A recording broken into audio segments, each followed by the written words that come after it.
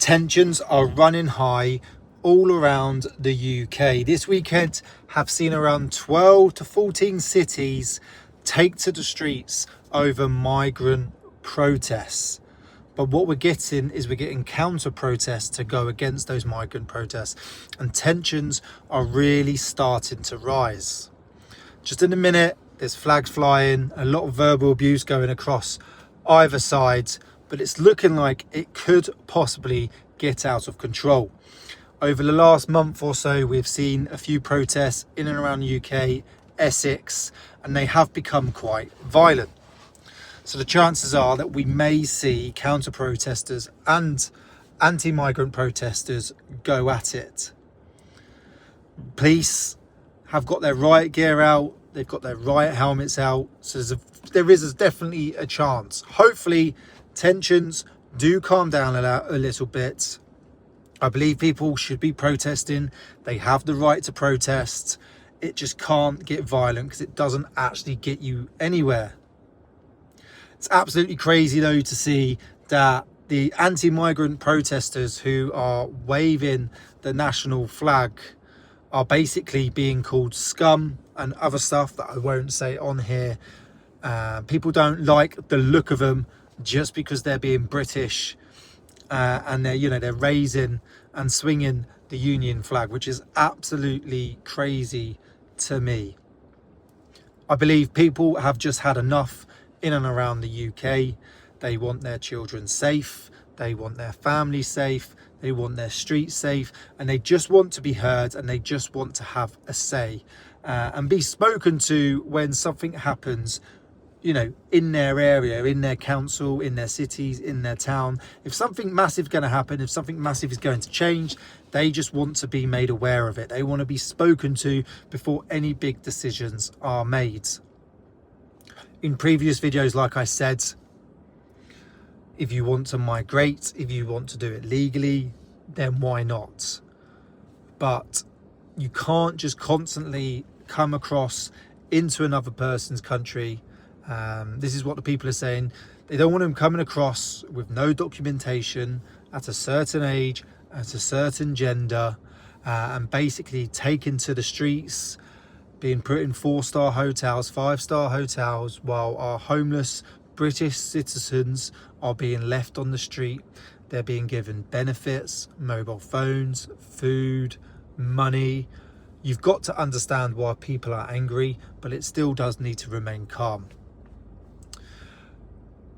This is happening everywhere. Essex, London, I think it's Liverpool, Leeds, Birmingham, Norwich, and a few other places around the UK. Hotels all around the UK are being used now for migrants. There is so many of them. The immigration centres are most probably full. What the government most probably need to do is build bigger and more immigration centres, and then obviously deal with the actual issue, which is the boats coming across in lorries and vans.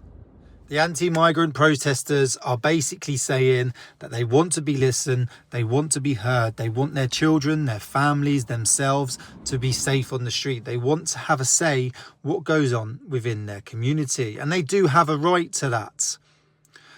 The counter-protesters are saying these are refugees, they are fleeing war zones, persecution, that if they stay in their country, they will be murdered, they will be tortured, they will be killed.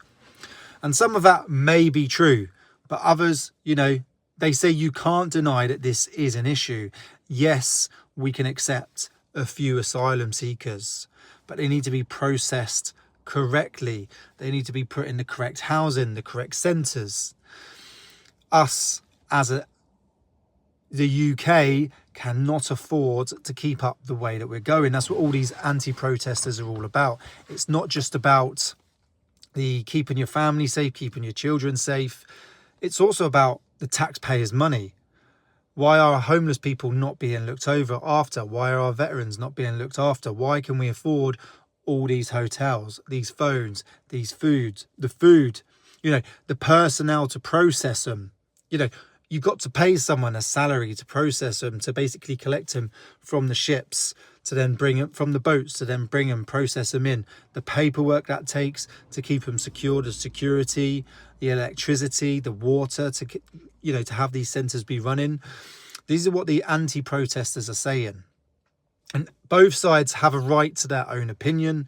Me personally, it needs to remain calm, whatever side you're on. Whether you agree to it or not, it's got to remain calm. You've got to get your word across.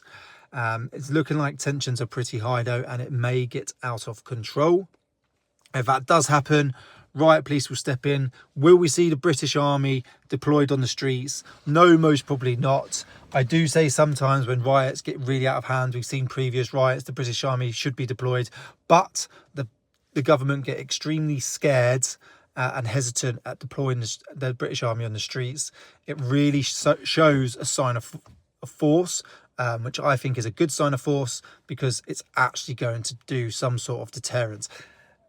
People aren't scared of the police anymore like they used to be. So as we've seen in the protests previously, they're more than happy to smash up a van, attack police officers. They're just not scared of them.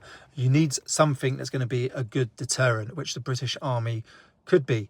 Whether we're going to get to that stage, you don't know how far these are going to go. This issue is not going away. Anti-migrant protesters are extremely upset, extremely unhappy, and they're not going to let this go. Counter-protesters are not happy with the anti-protesters, and they are not going to let this go either. So I can see this getting worse and going on for quite some time until the government does something about it. My personal opinion, the government obviously do need to do something. They've admitted that the migrant crisis is an issue, that it needs to be solved, that we cannot carry on in the way that we're going. They're talking about, they're going to try and get rid of the hotels. They're looking at moving them out of the hotels. Where do they go from there? Where does this funding come from?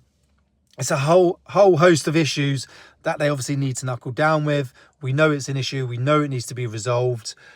All these counter-protesters, they get asked, are you going to let them into your house? They always say, no, I haven't got space.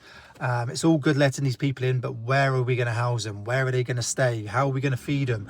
How are we going to afford it? If you're going to migrate and you're going to do it legally, I get it. If you're actually going to claim asylum because you're coming from a war-torn country, then yes, but you've got to do it correctly. You've got to go to the nearest, safest country. You just have to take a look at the boats to see, is it true or not?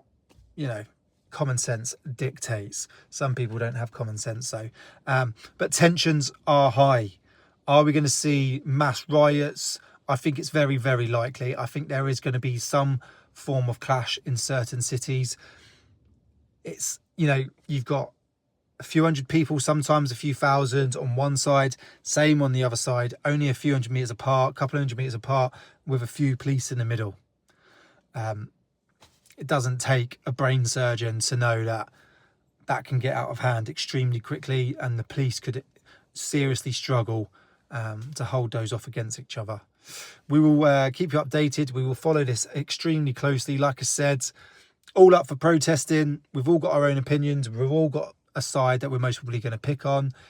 Just keep it calm and clean as possible, but get your point across. Once it starts getting out of hand, there's no going back, and a lot of the time they really don't start listening. Not that they listen anyway. But yeah, that's where we're currently at. Tensions are extremely high, and I feel like some people, they have a right to be with what's going on. We want, you want our streets to be safe for everyone, every citizen within the UK. The streets should be safe for them. Thanks for watching. Don't forget to subscribe, and I'll see you soon.